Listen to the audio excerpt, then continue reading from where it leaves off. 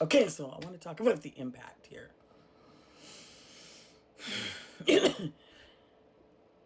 After John Davison's had these tics and blurted out the N word and the B word while Michael B. Jordan and Delroy Lindo were presenting,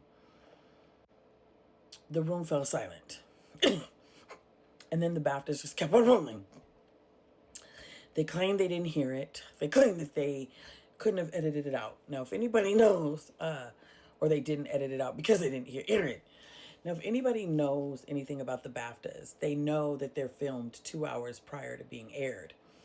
They removed anti-Israeli sentiments, and I think it was either pro-Palestine or anti-Palestine sentiments. I can't remember exactly what they said, but the word Palestine was removed. They removed some cuss words that they didn't like, and then they claimed they didn't hear this being said. But they clearly watched it back and edited it and saw the horror on Michael B. Jordan's face and the horror on Delroy Lindo's face, and they didn't edit it. I just don't buy that. I think they're lying, and I think they wanted the sensationalism and the ratings at the expense of the humanity of these two black men, because they didn't care about how they felt about being called the N-word. Their thinking is, oh, they'll get over it, because that's what black people always have to do, is get over it. We're called the N-word, get over it. We're racially slighted on CNN and on all these, networks. Oh, get over it. That's not racism.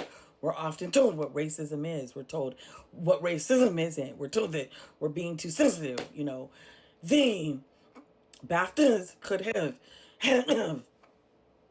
cared about the humanity of these two black men, and they could have taken that out.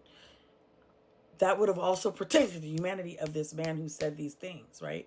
That would have also protected him from humiliation, because he didn't, even though he knew that he was having these tics early in the day, he was still in the auditorium.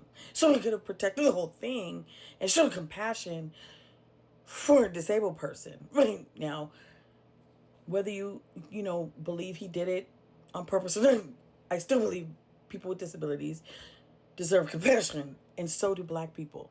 Right? Like this was a situation where two things need to be held at the same time. Like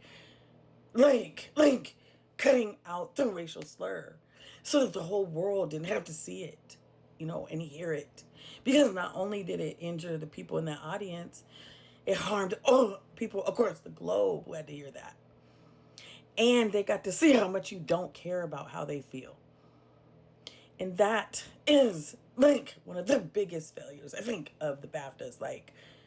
They didn't come out and apologize to Michael B. Jordan and Delroy Lindo at first. They did apologize to John Davison, and they did explain that he was having tics, and they did say, he can't help it and all these things, which, great. You explained the Tourette's, you explained his tics. What about the humanity of the two black men? What about their humanity? Right? And so it's this, it goes back to the global anti-blackness that we are always dealing with. Right? It's like not taken seriously when it happens, and I think that is the outrage for people. It just really sucks that it really sucks that it is then. The anger is causing an outlash towards people with Tourette syndrome, and it sucks that it was a white man that said it, because then it's like the nuance is being missed, right? Like the nuance about the tic itself is being missed, right? And just being couched in racism, and conflating Tourette's and racism, and it's hurtful to people with Tourette's syndrome that have this tic and can't help it, and are not racist, right? So it's causing so much harm for both communities, and the BAFTAs could have prevented that. They could have prevented that. Come back for the next part, because I have more to say.